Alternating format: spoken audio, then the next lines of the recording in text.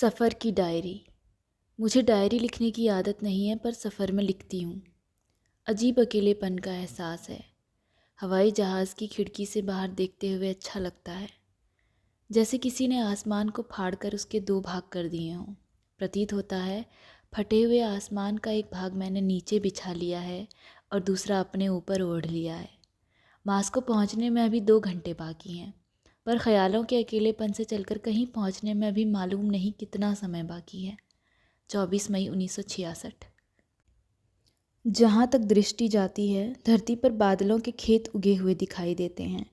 किसी जगह कहीं कहीं जैसे बादलों के बीज कम पड़े हों, पर किसी जगह इतने घने हैं मानो बादलों की खेती बड़ी भरकर हुई हो, और इन खेतों पर से गुजरता हुआ हवाई जहाज़ बादलों की कटाई करता हुआ प्रतीत होता है।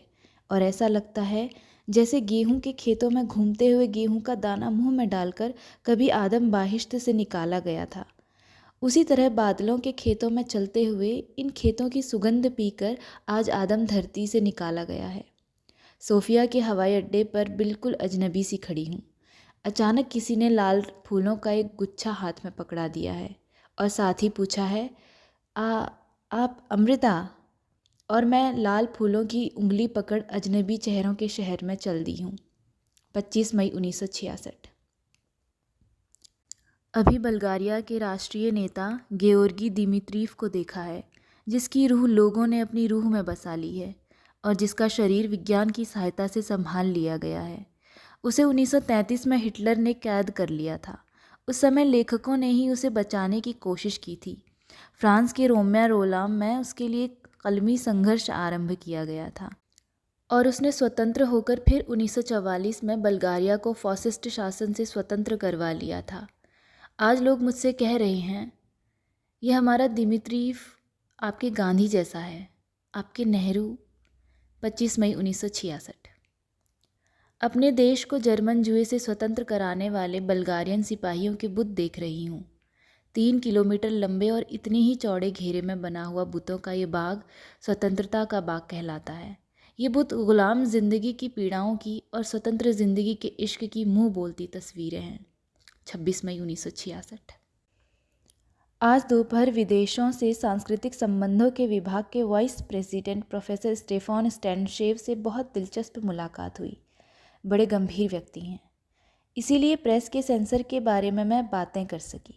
कहा, ये ठीक है कि लिखने बोलने की स्वतंत्रता में जब लिखने बोलने वाले को उत्तरदायित्व की पहचान नहीं होती, तब बहुत कुछ गलत भी अस्तित्व में आ जाता है।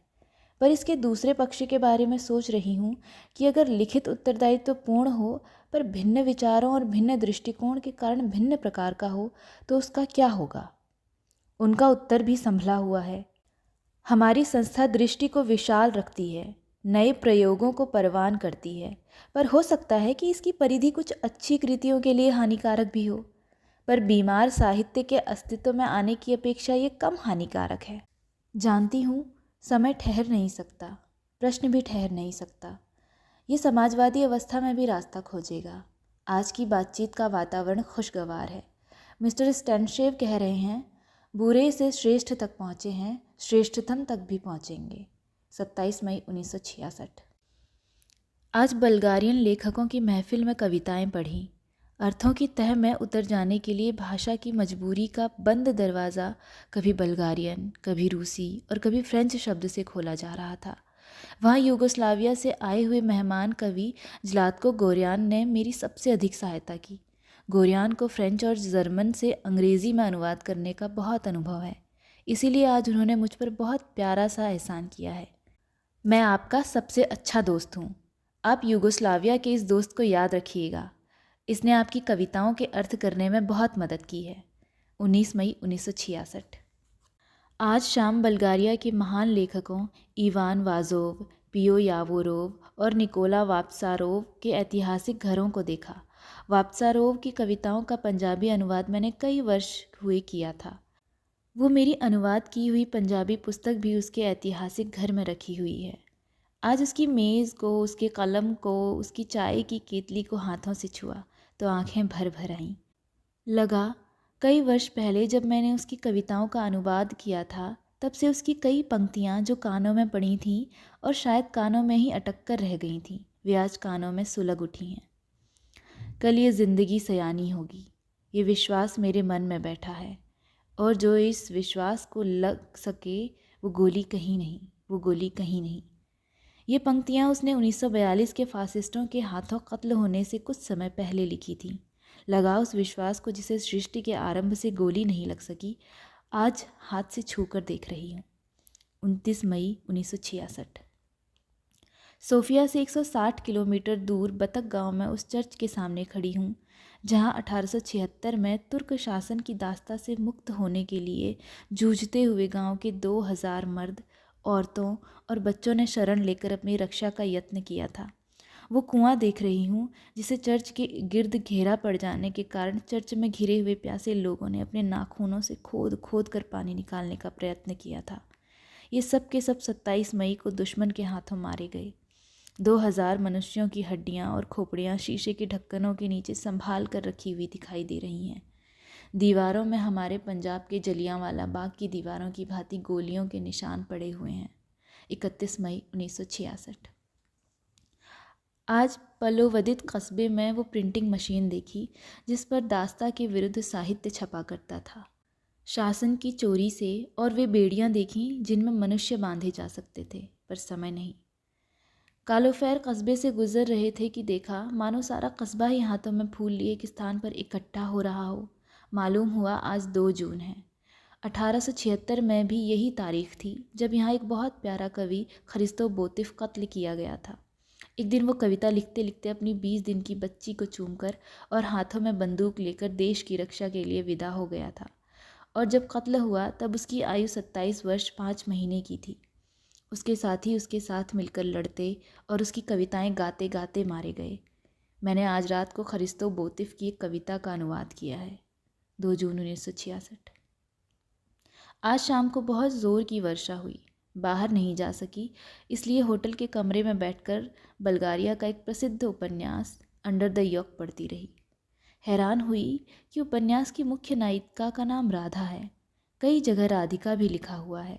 रात को खाने के समय अपने दुभाषिए से हंसी हंसी में कहती रही, राधा बल्गारियन कैसे हो गई? कृष्ण तो भारत का था। शायद कृष्ण से मिलने के लिए राधा बल्गारिया से ही गई हो। 13 जून 1966। सवेरे एक अखबार के संपादक ने मेरी कविता का अनुवाद किया। चांद सूरज 2 दावतें कलम ने डोबा लिया। हुक्मरानों दोस्तों, गोलियां बंदूकें और एटम चलाने से पहले ये ख़त पढ़ लीजिए। साइंसदानों दोस्तों, गोलियां बंदूकें और एटम बनाने से पहले ये ख़त पढ़ लीजिए। सितारों के अक्षर और किरणों की भाषा अगर पढ़नी नहीं आती, किसी आशिक अदीब से पढ़वा लो, अपनी किसी महबूब से पढ़वा लो। आज दोपहर को जब विदेशों से सांस्कृतिक संबंधों के विभाग ने मुझे विदाई भोज दिया, वहाँ कुछ कवि भी थे। बल्गारिया की सबसे अधिक प्रसिद्ध कवित्री एलिस्वेता बागरियाना भी, डोरा गावे भी, और हमारी दोस्ती के जाम पेश किए गए। डोरा गावे ने महिला कवि होने के नाते एक महिला प्रधानमंत्री का मान रखते हुए इंदिरा गांधी के नाम पर टोस्ट पेश किया, और तब मैंने मोरपंख की पंखियां सौगात देते हुए अमन के नाम पर कहा, ये रंगीन पंख हमारे देश के राष्ट्रीय पक्षी के हैं। हम सारी दुनिया में अमन चाहते हैं ताकि हमारा राष्ट्रीय पक्षी दुनिया के आंगन में नाच सके। 14 जून 1966। जैसे ही शाम पड़ती है, मॉस्को यूनिवर्सिटी परी महल की तरह झिलमिलाने लगती है। उसके ठीक सामने खड़े होकर और उस ऊंची जगह से नीचे बहते हुए मॉस्को दरिया की ओर देखें तो दरिया की बाहों में लिपटे हुए शहर की जगमगाहट दिखाई देती है। एक सुंदर वास्तविकता, युद्ध के खूनी दरियाओं को तैर कर और भूख के मरुस्थलों को चीर कर पाई हुई वास्तविकता। 24 सितंबर जॉर्जिया में वहाँ के प्यारे कवि शोता रुस्तावेली का 800 साला जश्न मनाया जा रहा है। उस समय के अधिकारियों ने जब उसे देश निकाला दिया था, वे क्या जानते थे कि समय के सागर में मल मल कर नहा कर उसकी कहानी एक जल परी की तरह निकल आएगी। तब देश में उसका नाम लेना भी जुर्म बन गया था, इसलिए लोगों ने उसकी रचनाओं को कंठस्थ कर लिया। आज जॉर्जिया के उन 2 व्यक्तियों का सम्मान किया गया है जिन्हें रुस्तावेली का समस्त काव्य ज़बानी याद है। तबलीसी की एक ऊंची पहाड़ी पर एक जॉर्जियन औरत का बुत बनाया हुआ है, जिसके एक हाथ में तलवार है और एक हाथ में अंगूर के रस का प्याला। तलवार दुश्मनों के लिए और अंगूर के रस का प्याला देश मित्रों की भेंट। आज मैटेकी चर्च देखा, जो 6 शताब्दी तो चर्च रहा था, पर 18वीं शताब्दी में आक्रांताओं के हाथों बंदीगृह बन गया था। मैक्सिम गोर्गी ने भी यहाँ कैद काटी थी। तबलीसी के 160 किलोमीटर दूर बारजोभी वैली की ओर जाते हुए रास्ते में गारी कस्बा भी आया। यहाँ स्टालिन का जन्मगृह देखा। विश्व के प्रत्येक देश से लेखक आए हुए हैं। बारजोभी की शाम लेखक मिलन के लिए रखी गई है। प्रत्येक देश के लेखक ने आज से बेहतर जिंदगी की आशा में कुछ शब्द कहे, पर जब वियतनाम का कवि चे लिन विन उठा तो सबका मन भर आया। आज उसके शब्द थे, हमारी कविता लहू के दरिया पार कर रही है। आज ये केवल हथियारों की बात करती है ताकि कभी ये फूलों की बात कर सके। हमारे सिपाही जब रणक्षेत्र में जाते हैं, लोग कविताएं लिखकर उनकी जेबों में डाल देते हैं। हम उन जेबों की कुशल कामना करते हैं जिनमें कविताएं पड़ी हुई हैं। आज अगर हमने कविता को बचा लिया तो समझिए कि मनुष्य को बचा लिया। और अभी मेरी आंखें भर आई हैं। वियतनाम के इस कवि ने मेरे पास आकर कहा है, आप हिंदुस्तान से आई हैं ना? आपका नाम अमृता है ना? मैं चकित हो गई।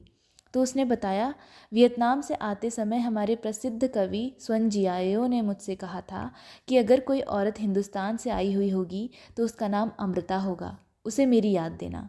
मन में एक प्रार्थना उठ रही थी, काश दुनिया की सारी सुंदर कविताएं मिल जाएं और वियतनाम की रक्षा कर सकें। 27 सितंबर 1966। आज आर्मीनिया की राजधानी रियेवान में उसकी पुरातन हस्तलिखित लिपियों का संग्रहालय देखा। ये लोग सदा विश्व के अनेक भागों में बिखरे रहे। यहाँ तमिल भाषा में लिखे उनके इतिहास के पन्ने भी सुरक्षित रखे हुए हैं, जो कभी उन्होंने दक्षिण भारत में बसने के समय लिखे थे। आज 13वीं शताब्दी का एक गिरजाघर देख रही थी, जो एक पहाड़ को शिखर की ओर से काट तराश कर बनाया गया है। देखा, ऊंचे चबूतरे पर एक छोटी सी सीढ़ी पत्थर की एक गुफा में जाती है। गुफा पर कुछ मोह आ गया। झिझकते हुए किसी ने पूछा, मैं इसके अंदर जा सकती हूँ?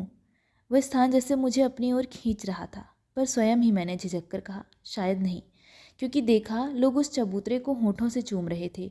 जो सोचा शायद उस पर पैर रखकर आगे नहीं जाया जा सकता, पर मुझे उत्तर मिला, उस गुफा में एक आला है। वहाँ दिया जलाकर हमारे लेखक आक्रमणकारियों की चोरी से समय का इतिहास लिखते हैं। आप इस चबूतरे को पार करके जितनी देर चाहें गुफा में बैठ सकती हैं। तबलीसी में बर्तानिया के एक लेखक ने मुझसे पूछा था, आपको कभी किसी विशेष देश के लोगों से विशेष साझेदारी लगती है? तो मैंने उत्तर दिया था, इस तरह मुझे किसी देश में कभी लगा नहीं, पर कई किताबों के कई पात्रों से लगने लगता है। आज रियेवान के गिरजाघर में एक गुफा ने मेरे संग इस प्रकार अचानक मोह डाल लिया है, तो सोच रही हूँ कि केवल किताबों के पात्र ही नहीं, कोई कोने खुदरे भी ऐसे होते हैं जो अजनबी देशों में कुछ अपने से लगते हैं। 2 अक्टूबर 1966। मॉस्को से कोई 200 किलोमीटर का लंबा रास्ता वृक्षों में लिपटा हुआ है।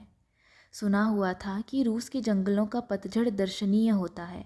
आज देख रही हूँ, पेड़ों के पत्ते सोने के चौड़े पत्तों के समान झूलते हुए लगते हैं। कई पेड़ों के तने बिल्कुल सफ़ेद हैं, मानो चांदी के पेड़ों पर सोने के पत्ते उगे हुए हों। यासनाया पोलानिया में आज टॉलस्टॉय के घर में खड़ी थी, उस कमरे में जहाँ उसने वॉर एंड पीस उपन्यास लिखा था। उसके शयन कक्ष के पलंग के पास टॉलस्टॉय की एक सफ़ेद कमीज़ टंगी हुई है। पलंग की पट्टी पर मैं एक हाथ रखे खड़ी थी कि दाहिने हाथ की खिड़की में से हल्की सी हवा आई और उस टंगी कमीज़ की बाँह हिलकर मेरी बाँह से छू गई। एक पल के लिए जैसे समय की सुइयाँ पीछे लौट गईं, 1966 से 1910 पर आ गईं, और मैंने देखा शरीर पर सफ़ेद कमीज़ पहनकर वहाँ दीवार के पास टॉलस्टॉय खड़े हुए हैं। फिर लहू की हरकत ने शांत होकर देखा, कमरे में कोई नहीं था और बाएं हाथ की दीवार पर केवल एक सफ़ेद कमीज़ टंगी हुई थी।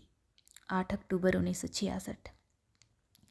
Poetry is a country without frontiers कहते हुए यूगोस्लाविया वाले प्रति वर्ष अगस्त के अंत में आखरित झील से दसियों कोसों की दूरी पर सद्गुणा शहर में दरिया के किनारे पर कविता का मेला लगाते हैं। पहले दिन केवल मैसिडोनियन भाषा की कविताएं पढ़ी जाती हैं और दूसरी रात सारी यूगोस्लाविया भाषाओं और मेहमान भाषाओं के कवियों के लिए होती हैं। सब कवि दरिया के पुल पर खड़े होकर कविताएं पढ़ते हैं और सुनने वाले दरिया के दोनों किनारों पर बैठकर सुनते हैं, बहुत से नावों में बैठकर भी। जलती हुई मशालों की और बिजली की रोशनी दरिया में झिलमिलाती है तो ये रात किसी परिकथा के समान हो जाती है। अपनी अपनी भाषाओं में कविताएं पढ़ते हैं और इनके अनुवाद यहाँ के विख्यात अभिनेता पढ़ते हैं। जब किसी देश का कवि कविता पाठ करता है तब उस देश का झंडा लहराया जाता है। आज यहाँ कविता पढ़ना मेरे जीवन का बहुत प्यारा अनुभव है। ये सब तालियाँ हिंदुस्तान के नाम पर हैं, कालिदास के देश के लिए, टैगोर के देश के लिए, नेहरू के देश के लिए। 26 अगस्त 1967। कल आखरित से स्कोपिया पहुँचने के लिए जिस कार का प्रबंध किया गया था उसमें इथियोपिया का एक कवि अबरा जम्बेरी भी था और इथियोपिया का प्रिंस महत्तेमा सेलासी भी। हम अधिकांश रास्ते सतरुगा में हुए कविता मेले की बातें करते रहे, पर एक जगह रुककर बियर की एक एक गिलास पीते हुए इथियोपिया के प्रिंस का मन छलक उठा। आप कवि लोग भाग्यशाली हैं, वास्तविक संसार नहीं बसता तो कल्पना का संसार बसा लेते हैं। मैं 20 बरस वायलिन बजाता रहा, साज के तारों से मुझे इश्क है, पर युद्ध के दिनों में मेरे दाहिने हाथ में गोली लग गई थी और अब मैं वायलिन नहीं बजा सकता। संगीत मेरी छाती में जैसे जम गया है। इतिहास चुप है, मैं भी कल से चुप हूँ। संगीत के आशिक हाथों को गोलियाँ क्यों लगती हैं? इसका उत्तर किसी के पास नहीं है। इस प्रश्न के सामने केवल खामोशी की बंद गली है। 30 अगस्त 1967। बेलग्रेड से कोई 100 मील दूर क्रागुयेवाच शहर के पहलू में खड़े हुए दूर तक एक हरा निर्जन दिखाई देता है। इस निर्जन में 2 सफ़ेद पंख दिखाई देते हैं, कोई 18 गज़ लंबे और ज़मीन से लगभग 10 गज़ ऊंचे। तब 1941 था, अक्टूबर महीने की 21 तारीख। एक स्कूल में कोई 300 बच्चे अपना पाठ पढ़ रहे थे कि जर्मन फ़ौजों ने स्कूल को घेर लिया और एक एक बच्चे को मास्टरों के साथ गोलियों से बींध दिया। ये पत्थर के पंख एक उड़ान के स्मारक हैं जो उन 300 बच्चों की छाती में भरी हुई थी। उस दिन पूरे शहर की आबादी कत्ल हुई थी, 7,000 व्यक्ति। आज पत्थर के 2 बुत, एक पुरुष का और एक स्त्री का, उन 7,000 कब्रों के स्मारक हैं। यहाँ खड़े हुए आज जो कुछ एक जीवित मनुष्य की छाती में गुजरता है वो या तो ये है कि उसकी जीवित छाती में से मांस का एक टुकड़ा निकल कर इन बुतों में समा गया, और या इन बुतों में से निकलकर पत्थर का एक टुकड़ा सदा के लिए उसकी छाती में उतर गया है। 21 अगस्त 1967। हंगेरियन कवि विहार बेला ने मिलते ही कहा, कोई भी आक्रमणकारी जब धरती के किसी भाग पर पांव रखता है तो सबसे पहले वहाँ की पुस्तकों की अलमारियाँ कांपती हैं, पर जब कोई कवि किसी दूर धरती के भाग पर पांव रखता है तो सबसे पहले पुस्तकों की अलमारियाँ और बड़ी हो जाती हैं। खुशामदीद। कि इन प्यारे शब्दों के बाद आज वो मशीन देखी जिस पर 15 मार्च 1848 को सांडोर पेतीफी की लिखी हुई विद्रोहपूर्ण कविता छपी थी, जो अब यहाँ का राष्ट्रीय गीत है। आज युबाज कारोए से हुई भेंट भी बहुत स्मरणीय है। स्टालिन की मृत्यु तक इस कवि की कोई पुस्तक नहीं छप सकी थी। ये 4 वर्ष साइबेरिया के युद्ध बंदी रहा। 1948 में रिहाई के समय इसकी जेबें टटोली गईं तो उनमें से कविताएं निकलीं, जिनके कारण उसे 1 वर्ष के लिए फिर जेल में डाल दिया गया था। आज बुदापेस्ट रेडियो से बोलने के लिए और हंगेरियन लेखकों की सभा में पढ़ने के लिए मैंने अपनी कविताएं चुनी। खुश हूँ कि मुझसे केवल समाजवादी कविता पढ़ने का आग्रह नहीं किया गया, वही कविताएं चुनी गईं जो मैं चाहती थी। आज सांडोर राकेश ने मेरी कविताएं अनुवाद की हैं। लेखक यूनियन के कार्यालय में वहाँ के यशस्वी कवि गाबोर गाराई से मिलते समय फ्रांस के उस कवि से अचानक भेंट हो गई जो पिछले वर्ष जॉर्जिया में मिला था, और उसने मेरी डायरी में लिखा था, अगर कभी मैं अगले वर्ष तुमसे पेरिस में मिल सकूं। पर आज उसने पहली बार मेरी कविताएं पढ़ी तो खुशी से बोल उठा, खुदा का शुक्र है कि ये कविताएं कविताएं हैं। मुझे डर था कि आप केवल समाजवादी कविताएं लिखती होंगी। और इस बात पर केवल मैं ही नहीं बल्कि मेरे पास बैठे हुए हंगेरियन कवि भी खिलखिलाकर हंसते रहे। एक कवित्री कह रही हैं, पूरे 10 वर्ष हमने खामोशी की एक लंबी गुफा में से गुजरना पड़ा। अब स्वीकृत मानों से हटकर लिखी हुई कविताओं का छपना संभव हो गया है। आज बुदापेस्ट से 120 किलोमीटर दक्षिण की ओर बालातोन झील का वो किनारा देखा जहाँ 6 नवंबर 1926 को रविंद्रनाथ ठाकुर ने आकर एक पेड़ लगाया था और एक कविता लिखी थी। मैं जब इस धरती पर नहीं रहूँगा तब भी मेरा ये वृक्ष आपके वसंत को नव पल्लव देगा और अपने रास्ते जाते सैलानियों से कहेगा कि एक कवि ने इस धरती से प्यार किया था। वृक्ष के निकट ही रविंद्रनाथ का बुत है और बुत के निकट एक सफ़ेद पत्थर पर वे पंक्तियाँ खुदी हुई हैं और तारीख पड़ी हुई है 8 नवंबर 1926। वृक्ष की एक टहनी से एक पत्ता तोड़कर देखती हूँ, ऐसा प्रतीत होता है कि उसकी डंडी पर आज की तारीख पड़ी हुई है 8 सितंबर 1967। जिस कवि के नाम पर अब हंगरी का सबसे बड़ा पुरस्कार है, आतिला योसेफ प्राइज़, उसकी कविताएं अनुदित करते हुए मैं उस रेलवे लाइन पर गई जहां उसने आज से 30 वर्ष पहले आत्मघात किया था। वो उस दौर में पैदा हुआ जब व्यक्तिगत स्वतंत्रता के गुनाह के लिए कोई क्षमा नहीं थी। आतिला की कविताएं बहुत प्यारी हैं, एक ही समय में उनमें ओज भी है और कोमलता भी। उसके अंतिम दिनों की एक कविता की 2 पंक्तियां हैं। दूध के दांतों से तूने चट्टानों को तोड़ना चाहा, मूर्ख, क्या सपने देखने के लिए कोई रात काफ़ी नहीं थी? 9 से 22 सितंबर 1967। आज रोमानिया में वो गिरजाघर देखा जहाँ रूसी कवि पुश्किन को चाहने वाली ग्रीक युवती कालिप्सो की खोपड़ी रखी हुई है। रोमानिया का एक भाग ग्रीक लोगों से बसा हुआ था और जब 1832 में यहाँ तुर्क अधिकारियों के विरुद्ध विद्रोह हुआ तब ये लड़की भी विद्रोहियों में थी और जब इन लोगों ने रूस के दक्षिणी भाग में शरण ली तब उसकी पुश्किन से भेंट हुई थी। पर कालिप्सो की एक ऐसी कविता थी जिसके लिए पुश्किन के पास कागज़ नहीं था और वह निराश होकर वापस लौट आई। गिरजा में औरतों के रहने की मनाही थी, इसीलिए वो एक पुरुष साधु के वेश में गिरजा के अंदर रहने लगी। कहते हैं ये केवल उसकी मृत्यु के समय ज्ञात हुआ कि वो स्त्री थी। 1840 में उसने अपने जीवन को अपने हाथों समाप्त करते समय एक पत्र लिखा और तकिए के पास रख दिया।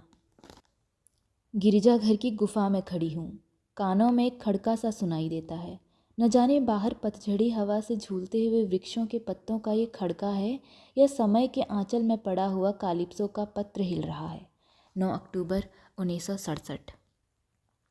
आज मेहनत करने की अपनी आदत काम आई।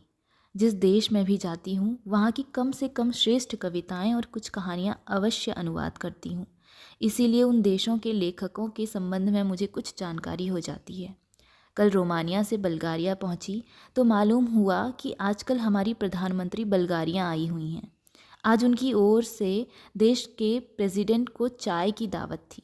वहाँ इंदिरा जी ने अलग कमरे में बुलाकर जब मेरा प्रेसिडेंट से परिचय कराया तो बल्गारियन साहित्य के संबंध में इतनी बातें कर सकी कि वो भी हैरान थे कि मुझे उनके देश की इतनी जानकारी कैसे है। 15 अक्टूबर 1967।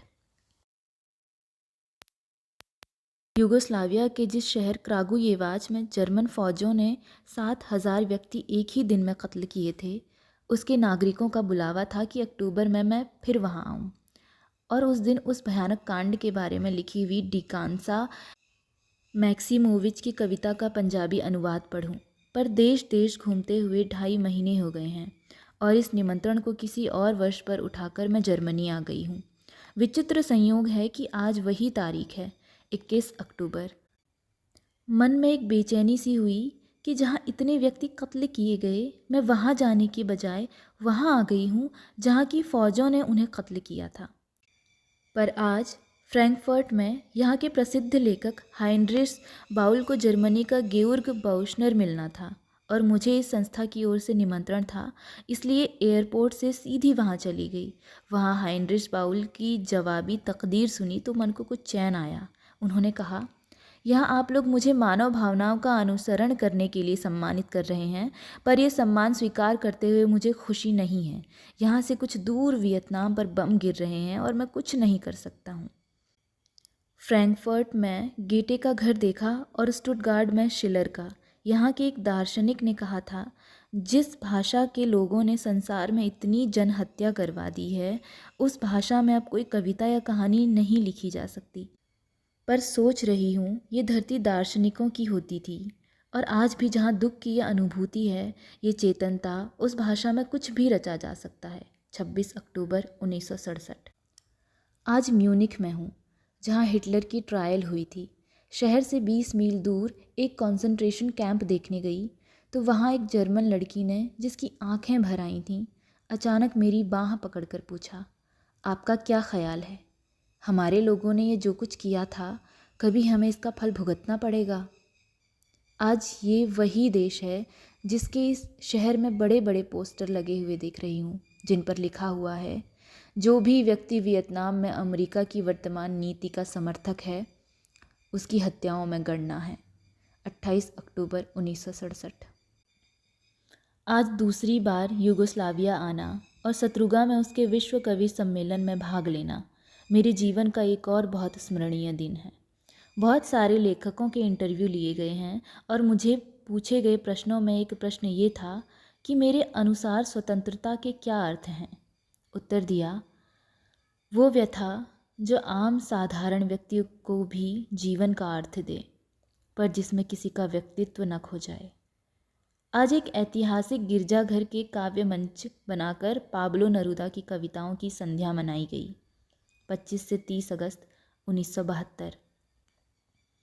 वापसी पर मैसिडोनिया की राजधानी स्कोपिया में एक लोकगीत सुना, जिसमें भारत से लौटे हुए सिकंदर की उस कुर्सी का उल्लेख है जो चंदन की लकड़ी की बनी हुई थी। स्पष्ट है ये गीत यहाँ ग्रीस से आया होगा। मेरे पास चंदन की लकड़ी की कुछ पेंसिलें थीं जो मैंने यहाँ के लेखकों को सौगात के तौर पर दी। तो वे पूछने लगे, क्या आपके देश में भी सिकंदर के बारे में लोकगीत हैं? उत्तर दिया, हमारे देश में तो वो आक्रामक था। क्या तुर्क, क्या मुग़ल, हमारे लोकगीतों में इनके बड़े उदास वर्णन मिलते हैं। यहाँ से याद आया कि समरकंद में मैंने भी ऐसी ही बात वहाँ के लोगों से पूछी थी कि आपका इज़्ज़त बेग जब हमारे देश आया और उसने एक सुंदर कुम्हारन से प्रेम किया तो हमने उसके बारे में कई प्रकार के गीत लिखे। क्या आपके देश में भी उसके गीत हैं? तो वहाँ की एक प्यारी सी औरत ने जवाब दिया, हमारे देश में तो वो बस एक अमीर सौदागर का बेटा था और कुछ नहीं। प्रेमी तो वो आपके देश जाकर बना, सो गीत आपको ही लिखने थे, हम कैसे लिखते। किन देशों के लोग किन देशों में जाकर गीतों का विषय बन जाते हैं और अपने व्यक्तित्व का कौन सा भाग कहाँ छोड़ आते हैं, बड़ा मनोरंजक इतिहास है। मेरी कहानियों में भी पंजाबी के बाहर के अनेक पात्र हैं जो मिले और कहानियाँ लिखवा गए। जी करता है कि किसी दिन मैं इन कहानियों को इकट्ठा करके इनका एक संग्रह प्रकाशित करूं। 31 अगस्त 1972। आज मोंटी नीग्रो में पुष्किन का चित्र देखा। ज्ञात हुआ पुष्किन जब 16 वर्ष का था, जिप्सियों की एक टोली में मिलकर यहाँ आया था, पर धरती के इस टुकड़े ने उसका मन ऐसा मोह लिया कि वो 5 वर्ष यहीं रहा। ये चित्र दिखाते हुए वहाँ के डायरेक्टर ने मुझसे पूछा, पुष्किन यहाँ 5 वर्ष रहा था, अमृता जी आप कितने समय रहेंगी? तो मैं हंस पड़ी, कहा सिर्फ 20 दिन। मेरा जिप्सी इंस्टिंक्ट सिर्फ 20 दिन के लिए है। 5 सितंबर 1972। आज यूगोस्लाविया के परिशतीना शहर ने मेरी कविताओं की शाम मनाई। थिएटर के हॉल के बाहर भी और अंदर भी भारत का नाम बड़े बड़े अक्षरों में लिखा। कई भारतीय चित्रों से दीवारों को सजाया और भारतीय संगीत बजाकर ये शाम शुरू की। मेरी युगोस्लाव दोस्त इलियाना चुरा ने लाल रेशम की साड़ी पहनी और स्टेज पर जाकर मेरा परिचय दिया। हर कविता मैं पहले अपनी भाषा में पढ़ती, फिर वहाँ के फिल्म अभिनेता बारी बारी उसका अनुवाद सर्ब की अल्बानियन भाषाओं में पढ़ते। यहाँ संयोग से एक अमेरिकन कवि हर्बर्ट कूनर भी मौजूद थे, जिन्हें वो इस काम में सीधे निमंत्रित नहीं कर सकते थे। पर परिशतीना की एक प्रथा है कि मुख्य अतिथि निजी तौर पर किसी मेहमान को बुला सकते हैं। सो मैंने स्टेज पर खड़े होकर हर्बर्ट कूनर से कविता पढ़ने के लिए निवेदन किया। समारोह के अंत में 2 छोटी भारतीय फिल्में दिखाई गईं, एक खजुराहो के बारे में और दूसरी भारतीय जीवन के कुछ पहलुओं के बारे में, ऑन द मूव। इस संध्या ने आज मेरे मन को धरती के प्यारे लोगों के एहसास से भर दिया है। 7 सितंबर 1972। यूं तो हर देश एक कविता के समान है, जिसके कुछ अक्षर सुनहरे रंग के हो जाते हैं और उसका मान बन जाते हैं। कुछ अक्षर लाल सुर्ख हो जाते हैं, उनकी अपनी या परायों की बंदूक से लहूलुहान होकर, और अकुछ अक्षर उसकी हरियाली की भांति सदा हरे रहते हैं, जिसमें से उसके भविष्य के कोमल पत्ते नित्य उगते हैं। और इस प्रकार हर देश एक अधूरी कविता के समान होता है। पर इटली की धरती का स्पर्श किया तो लगा कि जैसे एक कविता के पूरे या अधूरे होने की क्रिया को बहुत प्रत्यक्ष देख रही हूँ। इस धरती के चप्पे चप्पे पर संगमरमर के बुत ऐसे प्रतीत होते हैं जैसे इस धरती में ही बुत उगते हों। लगा कविता के जो अक्षर कानों में पड़े वे संगमरमर बन गए, और जो अक्षर धरती में बीज के समान पड़ गए वे माइकल एंजोलो के और अन्य कलाकारों के हाथ बनकर धरती में से उगाए। और इन दूध जैसे सफ़ेद अक्षरों के इतिहास के साथ साथ रक्त रंजित अक्षरों का इतिहास भी बहुत लंबा है।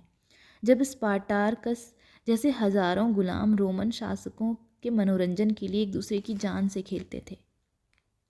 और इस कविता के अक्षर पीले भी हैं, भयभीत, पोप के वेटिकन शहर की ऊंची दीवारों से टकराते और गुच्छा सा होकर स्वयं ही अपनी अंगों में सिमट जाते। इटली की धरती होनी की धरती है, जहाँ अनेक अक्षर उसके हरे जंगलों की भांति भविष्य की नवीन कोपलें भी बन गए हैं, और कई अक्षर सदा के लिए खो गए हैं। शायद पहली बार तब खोए थे जब डिवाइन कॉमेडी वाला डांटे देश निष्कासित हुआ था, और उसके साथ वो भी निष्कासित हो गए थे। और इस कविता के अक्षर कुछ वे भी हैं जिन्हें कोई सैलानी नहीं पढ़ सकता। ये केवल लियोनार्दो दा विंची की मोनालिसा की भांति मुस्कुराते हैं, रहस्यपूर्ण मुस्कान। 10 से 16 नवंबर 1972। काहिरा आना मेरे लिए एक विलक्षण अनुभव है। एक ऐसी रेखा पर खड़ी हूँ जिसके एक ओर काहिरा की हरियाली है और दूसरी ओर एकदम रेगिस्तान। रेगिस्तान में बसने वाले वे पिरामिड हैं जिन्होंने 5000 वर्ष के सूरज देखे हैं। एक अरबी कहावत सामने खड़ी हुई दिखाई देती है, दुनिया समय से डरती है, समय पिरामिड से। 17 नवंबर 1972।